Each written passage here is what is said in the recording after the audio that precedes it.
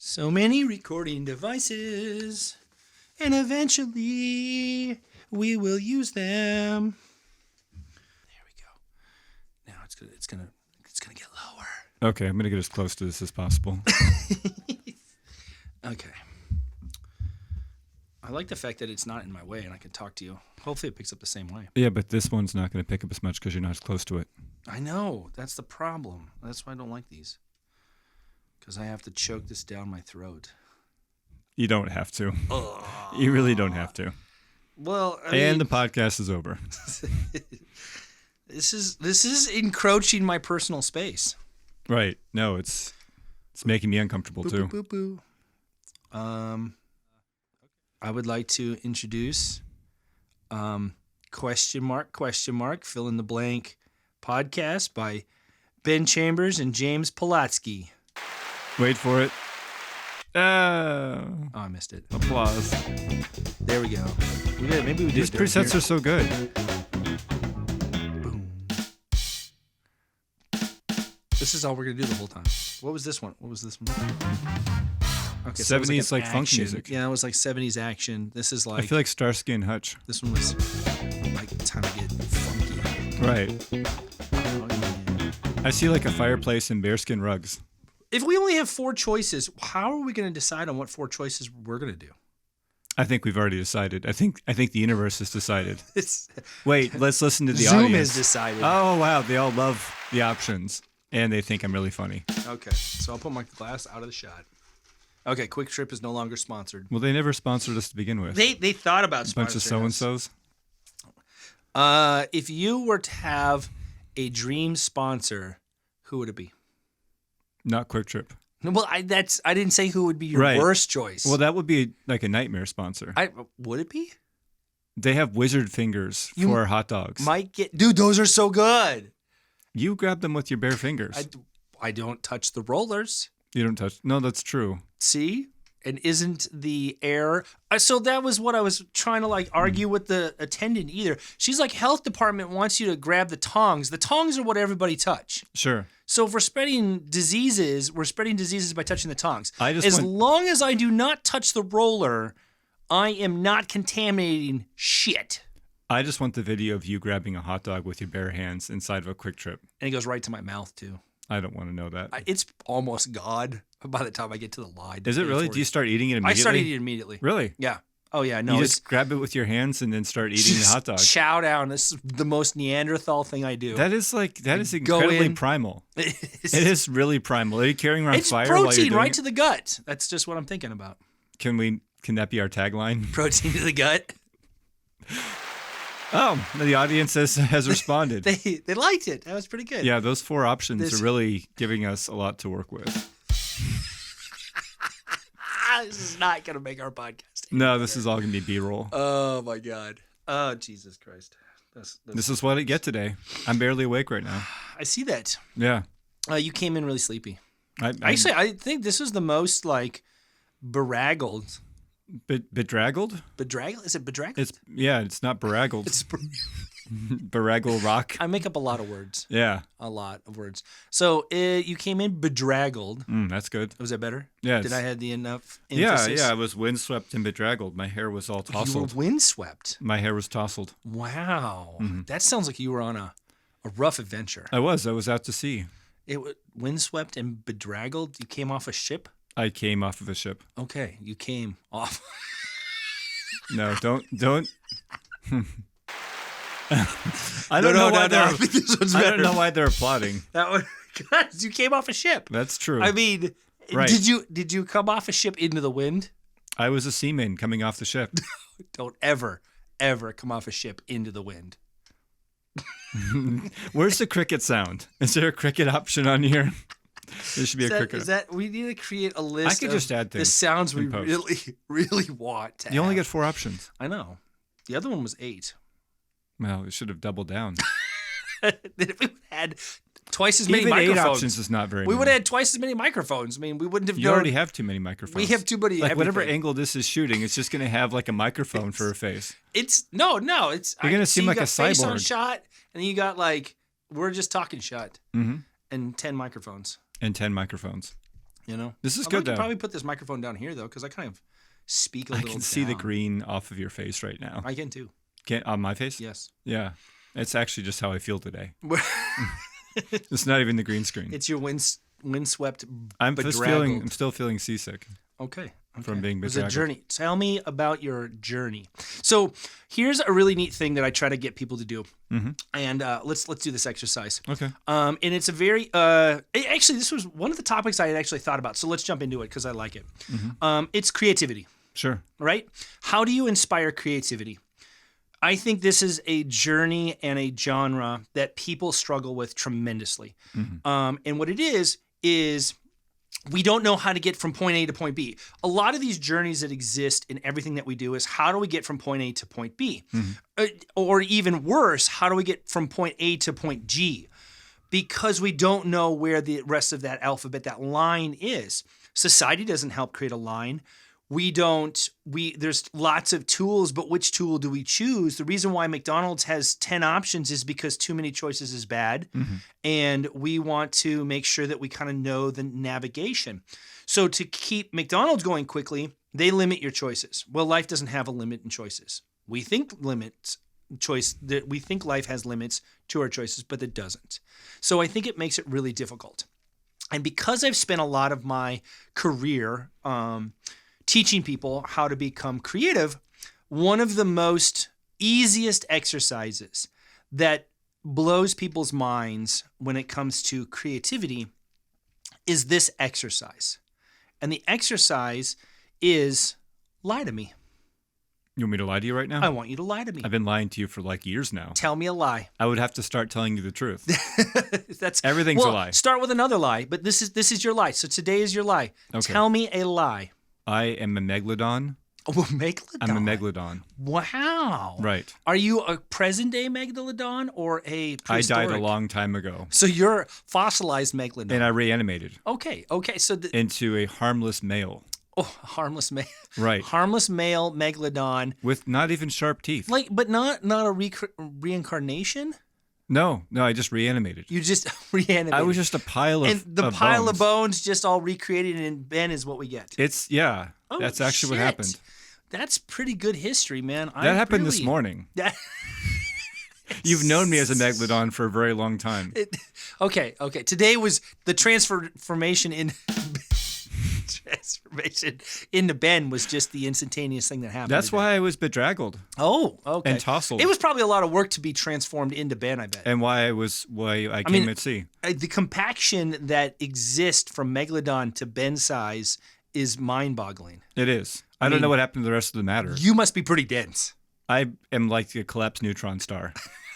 Does that mean there's a black hole about to start? I'm not going to show you my black hole. Might be my favorite part. I think that they don't want to see it either. No. It was this one. No, they were applauding not having to see that. No, not having to see it. Okay. Yeah. So, creativity is a block. You get writer's block in every situation that exists. And are you going to lie to me? I will. Okay. I will. I lie to you all the time. I have actually gotten to the point that I can create creativity at any moment. Okay. Spontaneous creativity is completely possible. And it's taking away the shrouds of your mental blocks. It's taking away your inhibitions. It's taking away your fears of failure. And throughout the years, I have not only failed time after time after time after time after time, but I have also been able to create creativity because of all those failures. I found that my risk is zero. And when you realize that there is no risk in what you're doing, you just do it out of nature. So it's become second nature for me to just create creativity instantaneous. No, when you say there's no risk, what do you mean that there's no risk? It's creativity. Yeah. There's no risk. Everything you do in life has no risk for what your effort is because you're just going to gain knowledge off of all of it. Right. Sometimes it's bad knowledge and you don't want to recreate it, but that risk is just growing. Sure. Okay. You know? So there's another guy that I follow. He said, there are no mistakes, only lessons and growth. Yes. And that's kind of the philosophy you're saying here. There's no mistakes, just lessons and growth. And anything that you do with your creativity is just causing you to grow in a way where you have a greater understanding of what you do want to create, where you do want to put your energy. Yes. Yeah. Yes. I agree with that. And those mistakes are profound to the growth of that.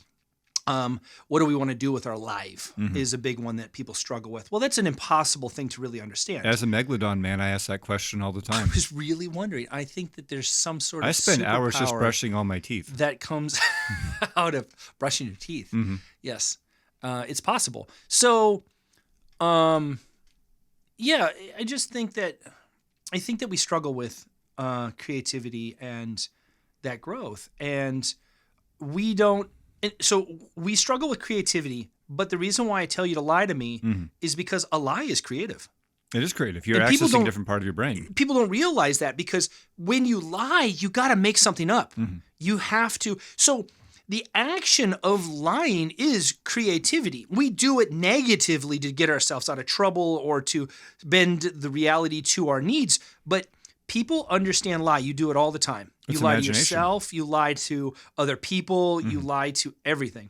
So by understanding what is possible, you now can create something that you thought was improbable. And you now know you can create a lie. Therefore, you have creativity. Yeah. We all do. Well, and that's the spark of it is imagination.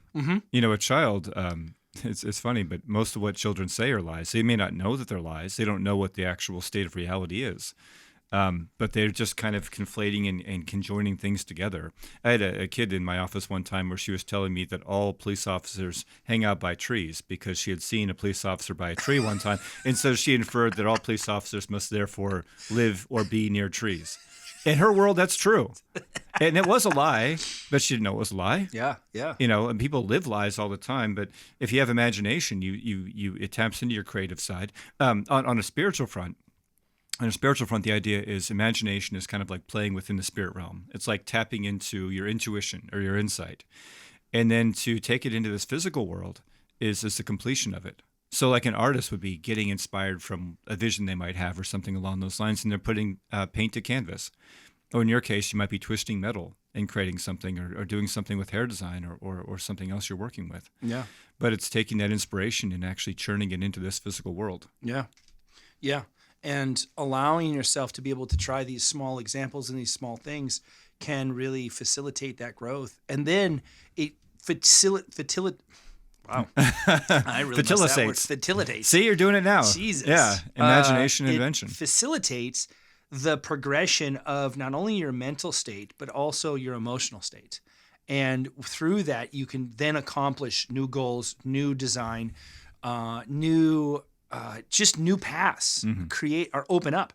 So anytime you're stuck, we had spoke one time to the cul-de-sac effect, right? And by trying these little exercises creates potential of new paths. Lots of ones you may not want to stop at and you may not want to do. But by eliminating the things you don't want, you can get closer to the things you do want. And I agree people with that. are also afraid to do something that they might not like. I've done a lot of stuff that I don't like. Yeah. And then I just stop doing it because I don't like it. And that's part of that revelation too. Of knowing yourself. Yes. And knowing, Yes. I think knowing where you are at your best or knowing where you're at your peak or knowing what really sets you off. When I'd gone office shopping years ago, I'd gone on the premise of what I didn't want. Like I knew what I didn't want. And knowing what I didn't want was what I needed to know in order to find what I did want. I think those things can be equally important to really know what lights you on fire and to know what really you have a disdain for or disinterest in. Right. Otherwise your boat has no sail as far as. I hate it when my boat has no sail. Unless it's a speedboat, then it doesn't need a sail. It doesn't need a sail for a speedboat. And my boat runs on magic. What does it really run on? Magic. You're lying to me now. Oh no, very much. It's magic. It's all hopes and dreams, and little children's tears. But okay, that's the nitroglycerin. Yeah, that's it's actually the most magical, powerful portion. Is the children's tears? It's the children's I'm tears. bleeping all this out. Okay, so do you want me to be creative, or would you like me to tell you a lie? I would like for you to do both. I mean, if you tell me a lie, you're going to be creative. That's exactly it. Yeah. But I think there's also perspective. As you get better, you can. So asking a sentence. So the reason why I told you to tell me a lie is because it's easier to understand than, hey, Ben, I want you to be creative. Tell me something creative. Sure. Right? So as you hone that skill and as you get more intuitive, I think that then there is some difference in the paths technically between telling a lie and being creative. Now, the one thing that is there is not being afraid to step into that void, because we have no parameter. Yeah. What are you going to tell me? So the creative side seems to be more daunting to people. The lie side just gives now this definitive line that says, okay, I need to just tell you something that's not true. Well, most creative things potentially could not be true, but could be true too. So I think the lie narrows it down a little bit.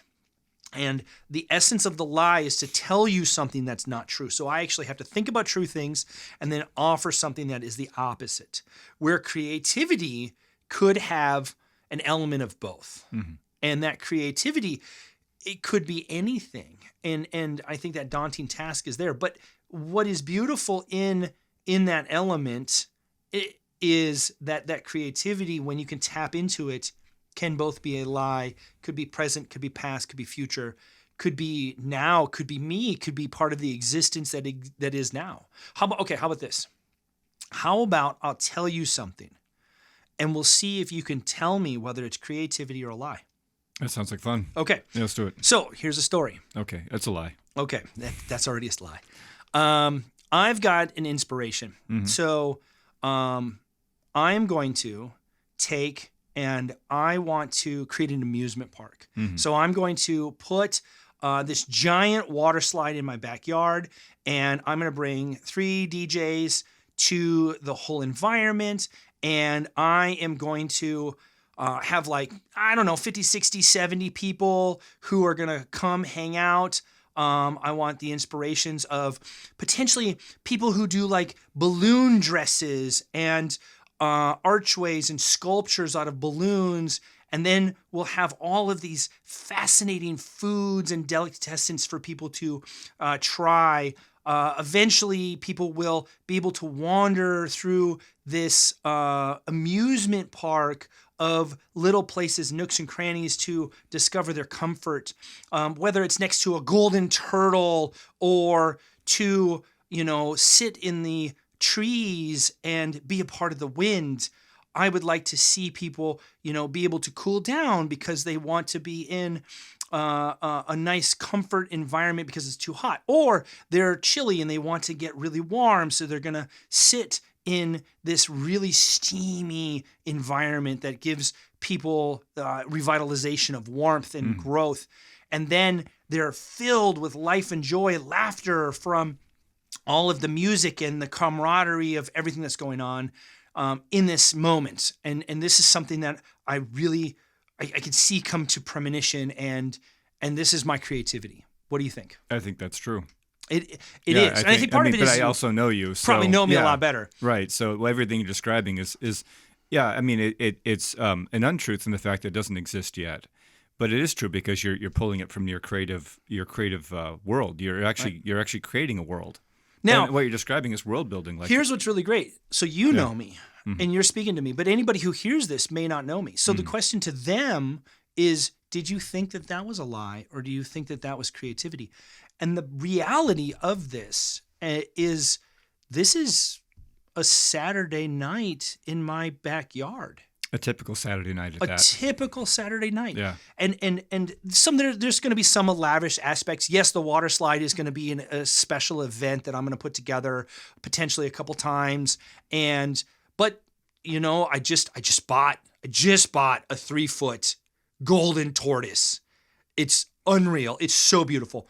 And so yes, man. No. I have the vision of this right now. Your backyard is already a menagerie of different twisted metal in different pieces. So I'm just thinking a 3-foot tortoise actually fits in perfectly. It really does. Yeah, it really does.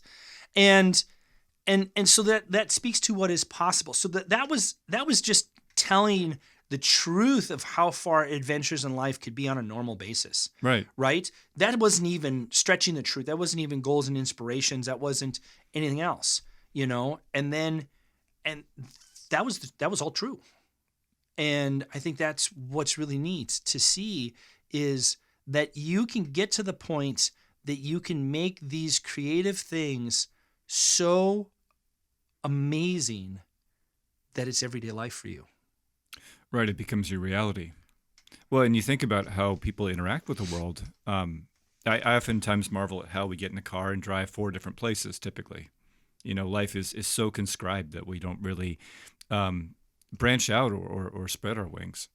But when you start looking at the world with possibility or new eyes, you can see possibilities. You can see life where you didn't see it before. Right. Or the parameters. It's like if you've lived inside of a kennel your whole life as a dog and you're given like free range of open land, all of a sudden you have like all these places you can range and explore. But life is meant to be explored. And the thing I love about you, many things I love about you, but one is the fact that you create worlds and then people live in those worlds. You had a New Year's Eve party, and I just taken note how your energy was such to where people were living inside your world, and you made them feel comfortable stepping outside of their comfort zone. So your vision was so strong and your consciousness was so strong that people literally were stepping into your world and felt comfortable there. Yeah. It's kind of funny. It's like people. My brother owns pets, and he's got like an aquarium. And I think on some level, it's kind of like being a god or something like that. You become you're setting up. See that, yeah. With an aquarium, you're setting up like all the plants and all the structures and what animals are interacting or what fish are interacting with each other. Yeah. And you're doing that with people. Yeah. Yeah. It's fun for me. It builds me a lot of energy and a lot of joy to create environments and. I like the fact that you spoke to the environment itself because the environment is where my passion is. Mm-hmm. The environment and bringing texture, feeling, emotions to a space is something that I enjoy a lot. Mm-hmm. I actually convert a space into the 5 senses, and I speak to it like sight, sound, taste, touch, smell. All of that is important to me. Some of it doesn't relate directly. Mm-hmm. Smell is kind of a little difficult unless you're cooking something or providing some smells, but you can still create energy in that type of zone. Is your golden tortoise lickable? Not yet. Okay, I'm wondering what the taste implied in there is a water slide flavored. So some of it just might be like foods. The tortoise is a place to create visual and mental and emotional, especially because he has a face and he's got a personality to him. Mm-hmm. So that personality is put into that area. So he speaks to potentially more the visual or to the emotional side of that. So emotional is going to dip into potentially taste or smell. Mm-hmm. It does speak to that to me in those things because those are kind of more emotional responses. Hearing, you can hear as something physical, even though it does translate to something emotional. Everything kind of does eventually. But when you see how is this going to fit this area, I feel like it's a palette for creativity in this zone, in this environment. So he's going to have that weight to it. He's going to be contrast with potentially the future is going to be a certain type of tree that's going to have different colors, and the background is going to have different layering effects and terrace that's going to allow you to kind of go through this journey as you walk through this little environment. And that all sits on the palette. So I think I would potentially talk to it like it's a taste portion because you're tasting this part of the environment, even though it doesn't directly relate to the mouth itself. I needed some yoga after that stretch. Yeah. So, I mean, it is. I'm getting like a Willy Wonka / Alice in Wonderland vibe. Yeah, very much so. Yeah. It's definitely. The snozzberries taste like snozzberries. Oh my God. I think Willy Wonka's factory is what my mind looks like. I think so too. Yes, absolutely. You've got Oompa Loompas running up in there. That's the helpful aspect. I think it's really important. No, but so my office is that way. I mean, no golden tortoise and no Oompa Loompas. Yet. Yeah, well, maybe that's what's been missing all along. But people walk into it. So when I set up that space, the idea was, can people walk into a space and immediately feel healed? Feel healing coming through. So within the week of being in that office, I had this older gentleman waiting for his wife. He was waiting up front, and I was working on her in the back. And when I walked up front, he said he already felt better. He felt better. He wouldn't come in for a treatment, but just being in the space, he felt peace and he felt healed.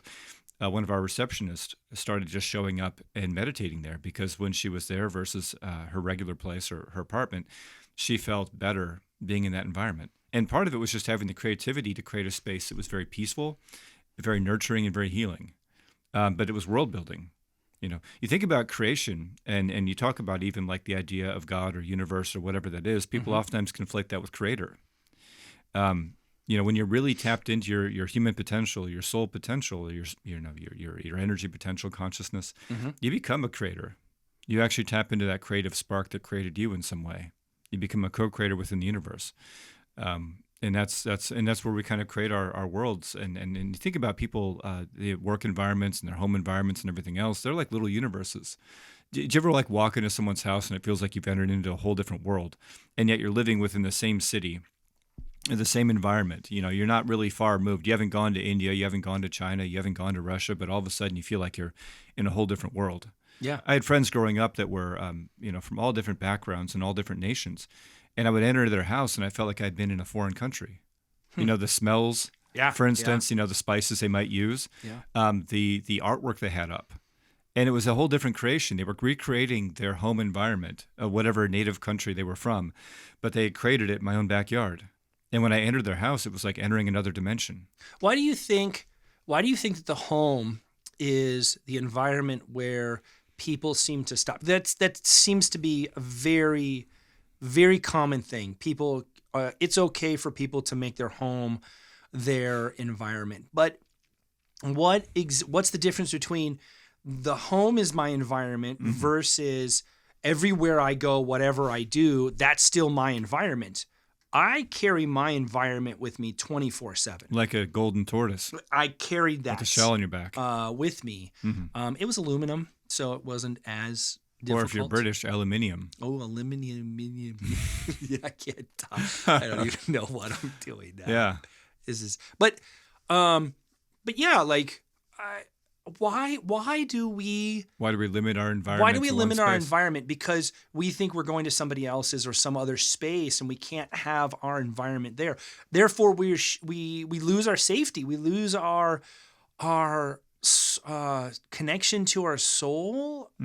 I think I'm stretching at that moment, but I think it has a relative peace because you never leave your soul at home. Right. You don't. Like, that's impossible. It's theoretically something that's with you all the time. Therefore, creativity came from your soul. You did it in your safe space. You did it in the environment that someone told you had the freedom to potentially do it. Right. But they don't have that power. Nobody has that power. You have that power to create that freedom inside your soul everywhere where you go. Why have we limited it to our house to be that safe zone and not our life, not our mind, not our body? Why don't we exude that on a consistent basis? Where do you think the disconnect is between people that can't carry that energy with them versus me? Because I think I'm a good example, I think I am a good example that you walk next to me, you walk up to me, you come into the room I'm in. It's not my room. It already feels brighter. You already feel more welcome simply because I've been in that room. I've given that energy to that room. What do you think that cul-de-sac is for those people? You just wanted to say cul-de-sac. I do. I like cul-de-sac a lot. Yeah. I think that we really touched on a relatable thought process that I think that I would like to spend more time developing the concept of what a cul-de-sac means to people. Because it's like a limitation. It's like a road that doesn't have any end, but you can go out and get back on the trail. You got there, yeah. I think you're living your life out loud. And I think you do so unapologetically, and I think you're living your truth, which is a freedom that a lot of people don't experience. Think about, not to go off on a really interesting tangent, but people that have fetishes, people that have, There is always interesting yeah. tangents. No, but I mean, And then these you are said fetish. You had me. I was Right. sold. I I know. am in. Yeah. 100%. Fetishes, interesting, tangent, go. no. That's my point, though. My point is This that, is the next 3 podcasts, just so you know that. but it's taboo in some way, Yes. and I think it's because we believe inherently that love is a limitation, because love is that. I think it's that frequency that allows us to express on all fronts. Okay. When you're received, when you're rejected, or when you're closed off, it's like the child who shows you something when they're younger, and they're rejected in some way, and they kind of shut down a little bit. And every time that they're presenting a part of themselves in the world, they're rejected, and that consistent rejection causes them to limit and maybe only express themselves with certain people. And maybe around you, people express themselves in ways they don't express with other people. Right. Or maybe within their home, they feel like they can express more because they're doing it in their own space. No one else has to see it. This is my fetish, my taboo, my desire, my expression. Maybe they're a hobbyist of some sort. They're really into something niche, and they don't really want anyone else to know about it because they're embarrassed they might be rejected. I think that people do their best to chameleon. You see that with everything going on in 2020. Mm-hmm. I have people who believe in masks, people who don't believe in masks, people that believe all sorts of different things, and people who don't believe in anything, but they're only doing what they're doing because they don't want to be rejected by society. People will do anything they can to conform, not to be seen, so they're not rejected or ostracized. I think that's really it right there. I think it's a fear of having love withheld from them. I think it's a feeling of if I express what my true creative potential is, it may not be received. Right. I may not be good enough. You talked about how there are no mistakes, only lessons and growth.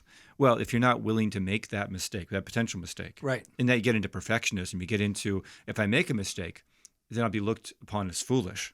Okay. And then what happens if I'm looked upon that way? I can't erase it once it's out there. Right. Right. So I'd And rather. I'm definitely foolish on lots of stuff. I mean, Yeah, but I you're think- willing to put yourself out yeah. there. Yeah. And that's something I think a lot of people respect. You think about some of the most favorable characters, in movies or otherwise, and they're ones who, they don't take themselves seriously. And by doing so, they give you freedom not to take yourself seriously. Because I've had so many opinions, so many beliefs, and so many different directions I've gone in my life, and I'm always willing to admit that that was the wrong direction, but I had to experience it to know that. Yeah. Yeah. But you only know it through that experience. Right. Yeah.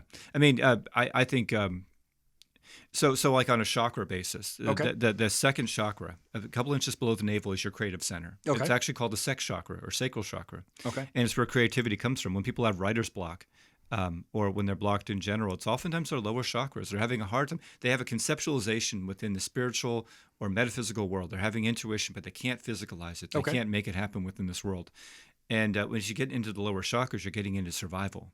You're getting into this primal nature. This if I don't, if I'm rejected in some way, it's like an ego death. It's like annihilation. Yeah. Yeah. It's like I won't exist anymore. So, okay, so this is really kind of interesting aspect. So, one, why is the sex chakra correlated directly with creativity? Mm-hmm. And then from there, I would like to talk more about the concept, because this was something that I saw in a movie, and I really enjoyed this concept. It was the movie was Lucy. Okay, yeah, Morgan she's like a Freeman. robot, right? And With, no, she's not a robot. She was given a drug. Okay. Scarlett Johansson Okay, yeah. was accidentally given a drug. She was like, oh, bad situation with a boyfriend. Got caught into drug smuggling, as in like they cut her open, put drugs into her, sent her to America. The bag burst. It was the drug that gave you 100% connection to your mind. And so what happened, the whole movie's premise is she's getting closer to being able to use 100% of her mind. And then along the way, Morgan Freeman is this scientist that talks about the potential of using more of your mind. So he says that, we use less than 10%, and what would be the difference between 10% to 15%? What would be the difference between 10% to 20%, where like dolphins can use closer to the 20% range and they have echolocation, right? So it kind of jumps on into that. And one of the topics that they talk about is they talk about how your cells exist in two manners. You're either living, multiplying, producing, or you're surviving and conserving and trying to protect. That's every cell of your body does two things: reproduce or protect. So it's interesting that the sex chakra is correlated to creativity, but is that fight or flight? What are your thoughts when it comes to, let's speak to the sex chakra is creativity. Well, I think if you're stuck in fight or flight, you can't be creative, or you have a harder time being creative. Okay. Because that represents a blockage. Just talking about physiologically, to have a sexual response, you're one part sympathetic, one part parasympathetic. You're one part resting and digesting and being at peace, and you're one part being heightened. It's a complete balance between the two. But to be your fullest creative spark, you have to have everything open. Being in a meditative state, you're actually accessing more of your mind. Okay. In fact, like you see that with psilocybin, where it creates cross connection between the hemispheres of the brain where the two are communicating properly. But when you're in a meditative state, your mind is actually, the left and right hemisphere are actually communicating in a way to where they're connected. And you have more access and more faculties about yourself. Okay. But the reason why the sex chakra is connected with creativity is that you think about it, your most powerful creation within the world is another human life. Yes, I probably would agree. And you have that potential, Right. but you think about what a human life is in the mind of God, in the mind of what you're tapping into. Two people come up with an idea, or they're brought together through love. Yeah. And through the ultimate spark of love, even if it's ephemeral, even if it's just for 3 minutes or 5 minutes or however long it is, the creation of that spark of love or that spark of connection is another life, and it comes of an opening of that center of the body. Okay. So some of the most creative people are people who, and you would agree with this, some of the people who are most creative are people who have fewer issues with intimacy. Interesting. Or have a connection sexually, where they're open on that front. Yeah, I mean that, and intellect is also tied in with being sexual. Okay. I mean, but we've also through puritanical means or otherwise looked upon sexuality as something dirty. Yeah, Something that we it's can't be definitely expressive, and it is a facility, a piece of creation, of being creative, of being imaginative. In Hindu culture, you had the Kama Sutra, the different positions and things along those lines. You had that actually outside of the temple. Right. Many of their holy temples, they had depictions of sexual acts and things like that, which we would consider carnal or debased. Yeah. But they had a different view of it. They had an understanding that it was coupling, and that when you connect two beings together through coitus, you're actually creating a deep spiritual bond, a deep spiritual connection. It doesn't have to be debased. It's all the level of connection that's being created. You create a very strong connection with somebody, and you open up all the centers of the body, and you lead to the fullness of your expression. And then you can take that creativity into the world, but also create life from it. Interesting. Yeah. Interesting. Yeah, no, it definitely resonates really well with me, and I really appreciate that thought process. I feel very connected both to my sexual expression and my creative expression, and that creativity that seems to be in both. And it does feel very at home with someone who is connected to that type of stuff. And so I wonder if that speaks then to, so then the fight or flight characteristic, right? Mm-hmm. Or the be creative and or reproduce and then protect or close off and keep safe, right? So safe or creative are those two balances that exist. I would then say it pulls to the mental capacity that if you can't be creative, then maybe you should look at the lack of safety that you feel. Oh, there's so much to that. You get into like people that have issues with fertility. Like women have issues with fertility, men have issues with fertility. It's oftentimes when they've given up, when they've let go of having to have a child altogether, that they finally have the child. And I have so many cases of people I've worked with where they just go, you know what, I'm letting go of the outcome. I'm just going to live my life. And then it happens. But go into a more primal explanation for it. If you are being attacked by a bear or if you're in nonstop war, it is not a safe time to have a child. Yeah, no, absolutely not. So when you're in survival mode, I mean, I prefer to try to have children when I'm being attacked by a bear. yeah, I know. Put myself in a bear cage, and then the goal is to see if you can conceive. And it's just the adrenaline is just amazing. How's that working out for you? It's the 7th level of tantrics. It's amazing. I Okay, mean, I've got a couple scars. And how many children from the bear cage? 0. Right. 0. Okay. But the attempts have been profound. Well, I'm sure just like you grabbing a hot dog from the convenience store, this is probably on risky. video. It's risky. Yeah. You know? No, but so hormones that are created. So you have your sex hormones, you have your stress hormones, but there's a precursor to both, and it's called pregnenolone.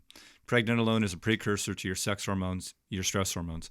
And when you're in a stressed out state, you're making more sex hormones. You're making fewer sex hormones. Makes sense. Your body is trying to survive. It's not saying, I'm going to use all these resources to have a child. Yeah. That's very energy intensive. I'm going to use all these resources just to keep you alive instead. Right. So you could say then, if sexuality and sexual expression is an aspect of creativity, a huge aspect of creativity, then when someone's in a fight or flight state, they're going to be less creative. Think about somebody that has a sophomore slump. Maybe they have a great, debut album, and then the second album is like all this pressure. I gotta make the same level of art that I made before. Oh yeah, right. Yeah, you're forcing to be better. Yeah, you can't force creativity. Right. You have to allow it to flow, and part of allowing it to flow is just letting go. Well, and you spoke to that Let it actually. Go. Let it go. That was so beautiful. Standing O. So you had spoke to that, and I really like that statement, that most people find that they feel that they have success when they let go, and it's probably not necessarily give up, but give up on the stress that was giving them that problem, and then they find that they have success after they've released. So it's to some extent when you're forcing to try to create, when you're forcing creativity, that is where you are struggling, because you're trying to see something manifest in the physical, or you're trying to see something manifest in what you're trying to do. And that effort of trying is taking up too many resources. I think that's also why I like the lie concept, is because now it causes you to think about the opposite of what you're trying to think about. And that element is a reversal of that energy. And you're no longer looking forward to try to build this have to build. You just are set free instantly. Yeah, you're turning everything on its head. Yeah, and you're saying, okay, look, forget everything you just thought about, lie. Oh, well, that's easy. I can do that. So then once you started creating that lie, then you can build backwards, and then you can start seeing some of that new light because it gives you new things. Now, don't be confused with lying to people in this situation, but do see the release that is given. Here you've been struggling to conform, to create, to build this whatever you've been trying to do. But that stress of having to perform is potentially creating that anxiety. And once you've let go of that is where the success is. But that's easy to say. Oh, just let go of all your stress, you'll find the answer. Helping people find that answer potentially is I think the most important piece, because if you can shed the jacket of fear or failure or that state of be concerned about your well-being, okay, even emotionally. I mean, obviously, I think this only speaks to emotionally. I don't want anybody to shroud their safety, that they feel that they're safe, but that might even apply to some of those situations too.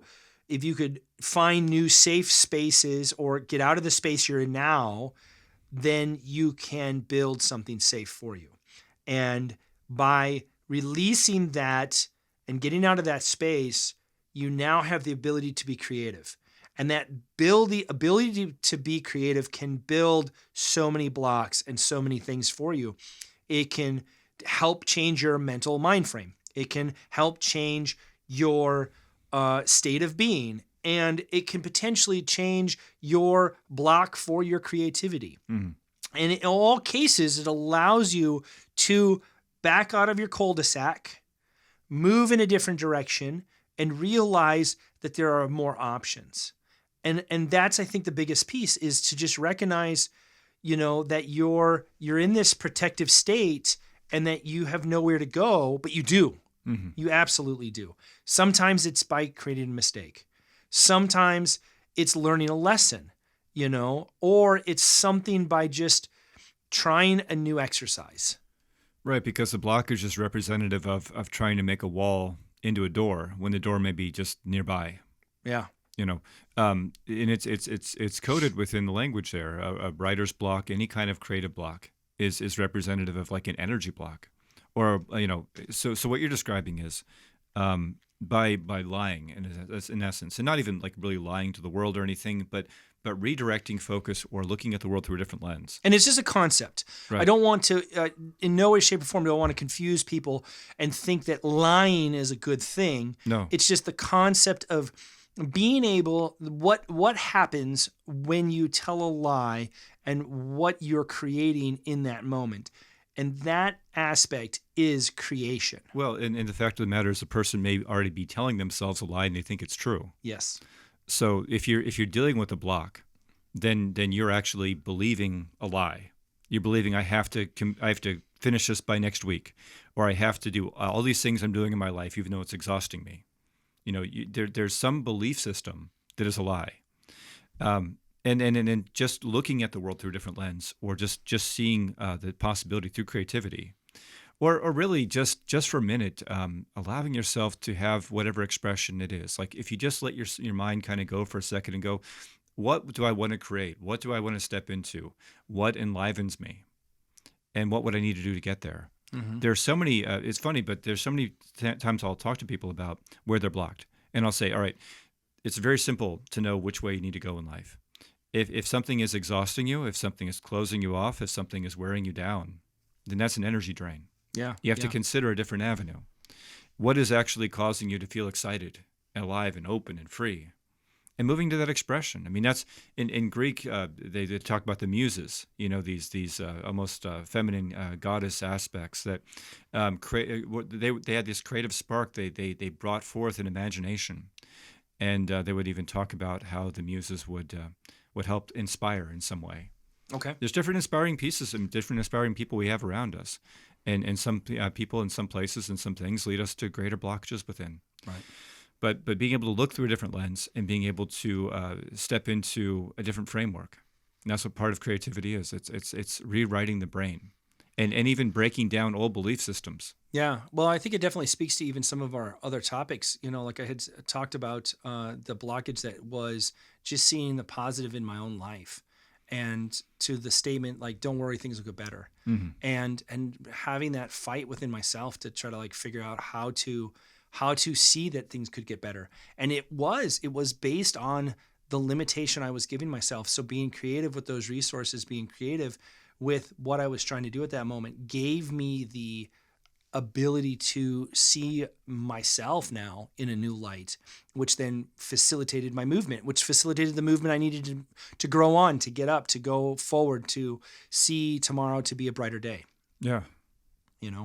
Because tomorrow is always got the potential to be a brighter day. We just don't see that it is. And we don't see that what we're trying to do is always bigger and always and what's really crazy is that we don't see the amount of creativeness that exists in every moment that is there, and there's not a moment that goes by that we as humans aren't creative, Right. We've got to be creative to solve a problem. You have to be creative on, when you're going to get in the car and when, and it may be mundane and we may be not realizing the creativity that exists in some of those simple actions, but you got up, you made it through the day. Mm-hmm. You needed to use creativity to get through that day, whether it was simple actions or actions that you had already just pre-programmed and just let run its course. There was that creativity that exists. You have creativity. And I don't think that we're taught that enough.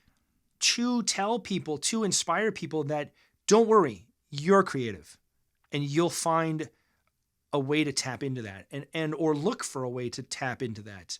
And that will help get you to the next step. Right. There's a pragmatism that comes with that, though. And you know, as you were saying that, it made me think about the school systems, you know, other institutions that exist around us. I know a lot of people who are, for instance, artistically very creative, but they do graphic design work. It doesn't mean it's any less creative. It just means that they're doing that, not because it's their first love. Their first love might be music. Right. It might be painting, but they've been told at a very early age that they can't make any money doing it. So, you know, getting back into survival or getting back into what is safe, they're doing not necessarily what they're best at or what they're most inspired, but they're doing what they'll do to make money. Right. You know, I think there's, you get into creativity, and I think there is that, we talked about the fight or flight aspect of survival, but I think what stifles a lot of creativity is that desire to survive or to have a paycheck coming in or be able to provide for your family. And you go, well, I'm going to stifle that aspect. There's a lot of people I work on where their back is tight, and it's tight almost on a regular basis. And it's tight in areas that I'm realizing now are tied in with different faculties or different functions. The low back, for instance, is tied in with the root chakra and the sacral chakra. Root chakra is survival and feeling grounded and stable and secure. And like I mentioned before, the sex or sacral chakra is tied in with creativity and intimacy and connection. The navel is tied in with power, your physical power within the world, or your ability to take in energy. But when you're stifling who you are, which I believe is your creativity piece. Yes. You know, and it's unique for each of and every one of us. How you create is different than how I create. Right. But how you create is the way you're supposed to be creating. It is the fullness of your expression as a creative being. When you get into pragmatism, when you get into I have to do this in order to make a living or to survive, and it really creates a bottleneck for what you create and how you create. Yeah, totally. And I think it leads to a lot of blockages. Prince famously changed his name to a symbol.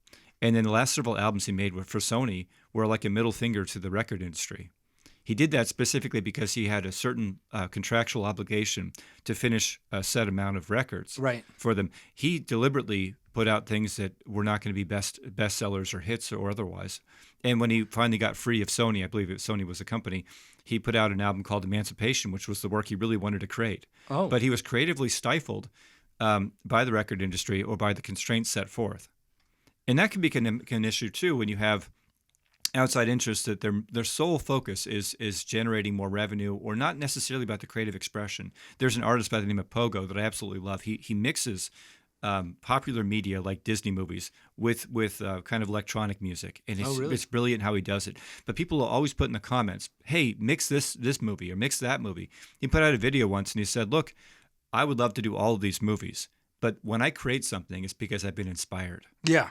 It's because I saw something somewhere. This is the way that I create, and I felt the desire to do it. So I appreciate you wanting me to make all these different mashup videos. I really appreciate that. But unless it comes through as an inspiration, it's going to be bland. Yeah. And it's going to be without inspiration if I just make something because I feel like I have to make it. Right. And that's how most people create. Well, and I think that the confusion aspect is we focus so hard on financial constraints, financial growth. Everything has to make us money. Everything has to produce us to have. It's like a means to an end. Yeah, high value. Yeah. And you have no value if you don't have money, and that's very, very wrong. We have high potential of value, regardless of our money. I look at famous people all the time, and I am not starstruck. I don't give two shits how famous you are. Yeah. It doesn't mean anything. I am equally as talented in my area as compared to these superstars, right? Right. They just make more money. They're not more talented people. They just have gotten an opportunity to potentially touch the masses with their potential. And my potential exists in the same aspect. I'm just not doing it in their genre. Right. And that's one of the things that we've really centered on is we use value as money, as value, as they're doing a good job.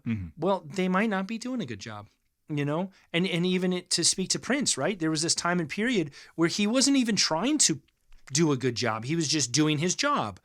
And that wasn't his potential. And I think that it's really hard because we value money so much, and we value success by having stuff, by having a lot of money, by having a lot of things, that we don't see the potential of what happens if you have less. What if you just bought one less something? Yeah. And what would that stress do for you?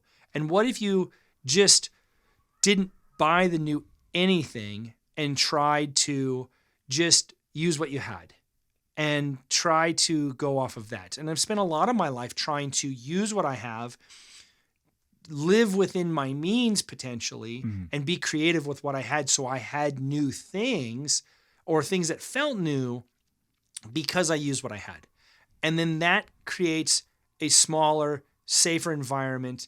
And that smaller, safer environment makes me more happy, makes me be more creative, makes me grow more. And I really value the fact that I've shunned or tried to view and value the societal need of more and more money to be my primary number one placeholder in my goals. Yeah, and I don't think it's necessarily mutually exclusive. I think that we have the potential to, you can hear the wind outside right now. I totally can. Yeah. Actually, I can see NEM floating off in the distance right now. Oh my gosh, there's and so much Toto. wind. Yeah. But I don't think it's mutually exclusive. I don't think that we necessarily have to have, the driving force doesn't have to be money. And in fact, if you just created something because you wanted to create it, that's really what I've been tasking myself with recently, is doing something not as a means to an end, but just doing it because I want to do it. Like I'm doing this with you just because I want to do it. Yeah, totally. If 10 people see it, if 10,000 people see it, if 10 million people see it, I'm cool with it. I just want to sit down in a microphone and talk to you. You know what I appreciate the most about this is I was actually really apprehensive of starting podcasts and starting this. And I think part of it is I was really lucky to find a friend like you. And that really made things really inspirational for me to keep trying to try. Yeah. The amount of times that we have talked about this and the amount of times that we said we should do this. At least 10 years. A lot. Probably 12 years. Yeah. You know, and we've done what? This is 5? This is 5. We still don't This have is a 5. name. We have nothing. We have no name. We have a couple of ideas. Sure. Second is definitely Moopy Lion. Mopey Zoo Lion. Moopy? I can't Mopey. even say Mopey. Not Moopy. Mopey Zoo Lion. What a terrible You know what it name. reminds me of is a Jeez. Seinfeld episode where George is Maybe I take back all of my creativity. You just stop doing creativity. Just... Well, yeah. So George is talking to the Bubble Boy, and there's like the Bubble Boy. there's a misprint on the Trivial Pursuit card, and instead of saying the Moors, it's the Moops. The Moops. The Moops, yeah. And then they get in this argument because on the card it says the Moops. Maybe we could be the Moops, the Moopy Zoo Lion. It'll be just the typo. We're the Moops. Yeah. So I have come to find that the time that I get to spend here gives me new clarity and new inspiration and growth. So it's really interesting, the action of doing, especially doing something I was intimidated by. I can't really say I was afraid. I don't really find a lot of fear. I just hate social media, and I just... Well, and I'm a megalodon, really, so... Yeah, and you're a megalodon, I so could what the eat hell you do alive you actually know? I'm very dense. Jesus. You're just, right. And you crammed all of that megalodon body, in essence, into this tiny I'm not even going to show you my torso. Like it's still scaly. Very distended. It's descended and scaly. Oh my From the last guy I was doing a podcast with. I ate that guy. Yeah. It's like Jonah or something like that. He just burst out and megalodon attacks, and that's what it is. He's living in there like Geppetto. There's a wooden ship and all. Yeah. Nice. Whenever Pinocchio lies, I get like a distension somewhere. Ooh, do you now? Cricket. Yeah. Yeah. That's the only one I got for crickets. Yeah, we need more buttons. For your distended Pinocchio. Those buttons are really the worst. They're so terrible. They really are. You got two 70s like Starsky and Hutch sounds. Oh man. By the way, if you ever get a chance, go on YouTube and look up. I never get a chance. Do it now. No, there's no chances. TJ Hooker. Everything. Oh, TJ Hooker. TJ Hooker. You've got me hooked now. Okay, because tell me. Yeah. So it's William Shatner. Okay. As a police officer. That guy. Yeah, as a police officer in the early 1980s. Okay. At one point, so like the intro is like just a series of cars flipping and catching on fire. There's a muscle-bound guy, I forget his name right now, but it's one where he's like on a chain link fence and he almost looks like a chameleon or something like that, but he's like all muscle-bound. And you had Farrah Fawcett or one of those types. I forget her name right now. From that era. But you had at one point William Shatner. And there's an airplane, and he's running towards the airplane, and the airplane veers out of the way. The airplane's like, hell no, I don't want any of that action. That guy's got a hairpiece. So, and he was Captain Kirk. What am I looking up? I'm looking up William Shatner and Just look up T.J. Hooker. T.J. Hooker. There's like 7 or 8 seasons, and each season had a different intro. I don't really want. Oh, the intro to T.J. Just Hooker. the intro. Like, I don't want to watch. Don't T.J. watch Hooker. the show. Okay. But at one the point, intro might be worth it. Yeah. Okay. At one point, the female lead throws a baton, hits the guy awkwardly in like the calf, and he flips over. I think he exploded too, just like the cars. She throws a baton, he Maybe explodes. that needs to be our, like, we're going to flick a Cheerio at you, and it's going to, like, take your head off, and I would you're gonna, like that. explode into a million pieces. It's completely unrealistic. It's but it's so creative. It's so creative. Because in the 80s, they were like, we have low budget. We have all these cars. We have no budget because we don't even know what budget is until we didn't know what budget was until the 90s. It's just a series of cars flipping upside down and exploding. That's it. Yeah. Repeat it. Do it again. Backwards. That's a different car. Right. They flip backwards. Which makes you think about Batman. Right. Because Batman, his pact was never to kill anybody, right? But all he ever did was take people near death. Like the first Batman, several Batmans, you have police cars like flipping upside down. How does he know they're still alive? Oh my God! I mean, he's putting them near the brink of death. So what's really funny is he going back and doing CPR? What's really funny is there. I just saw this YouTube video, and it's you have to Google. I think you have to Google. Batman doesn't kill, or something. But it's a Saturday night. I think it's a Saturday Night Live little skit, and they show Batman not killing people, and he's killing everybody. Yeah. And he's like, no, they're just sleeping. They're just worn out from fighting with me. He's not dead. I've That's actually not seen dead. that before. Yeah. Oh my God, it was so funny. Yeah. Oh geez. Yeah, I think that's Pete Holmes. Is that? Yeah, Pete Holmes, I think, did that. So yeah. good. I love the Batman voice, too. This has nothing to do with creativity, but we're actually being very creative right now. Yeah, I know. Yeah. Based off of Batman's analogies. No, I don't know, perspectives. Yeah, but that's the beautiful thing in life. Life can go anywhere you want it to go. If you go in the wrong direction, if you form a cul-de-sac, you'll know because you become kind of sleepy or there's no energy behind something. And if you're forcing yourself, like there's so many times, like I did a retreat about 2 years ago, and I had just a really simple print off. I had to print off notes for all the people in attendance. And I kept on getting this message, like this intuitive message, no matter what you do, you won't be able to print. So I set up the slideshow and everything. I went to print the notes, and I got one set, and I ran out of ink. And I'm like, well, the hell with this. I'm going up to the store, and I'm going to buy some more. Well, they had toner for every printer except for mine. So I was like, well, the hell with this. I'm going to go back to my house and print. Well, I didn't have any paper there. So I said, to hell with this. I'm going to go back up to the store and buy a printer. So I bought a printer. You know, printers come with just enough ink. Some of those inkjets come out with just enough ink to print off a few pages. And they're like, okay, now we want you to buy some ink. So I printed off one other set of notes. It took me 3 or 4 hours to print 2 sets of notes. I then went to the retreat the next day. Had about 30 people in attendance, 20 or 30 people in attendance. And all I needed was 2 sets of notes.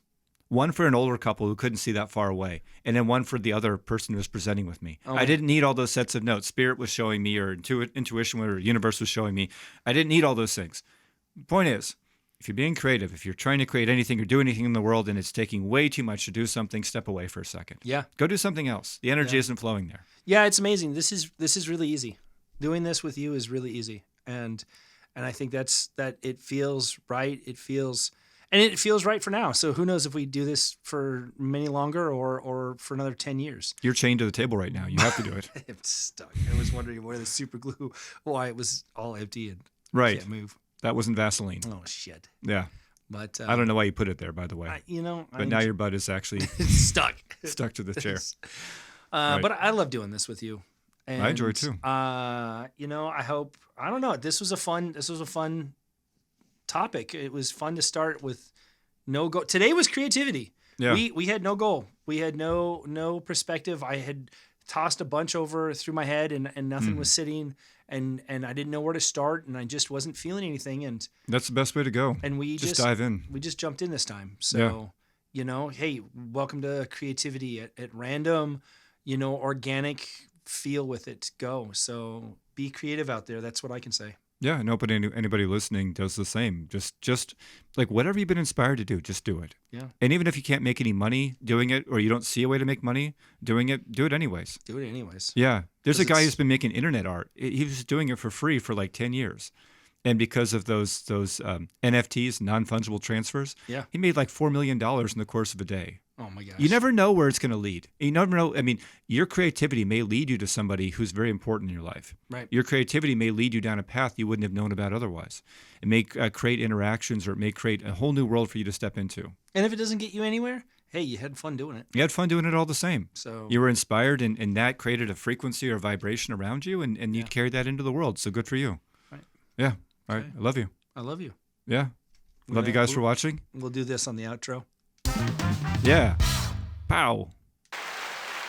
All the buttons. Let's do it. That was Mm. remix. Remix. Wicca. Oh, man. Yeah.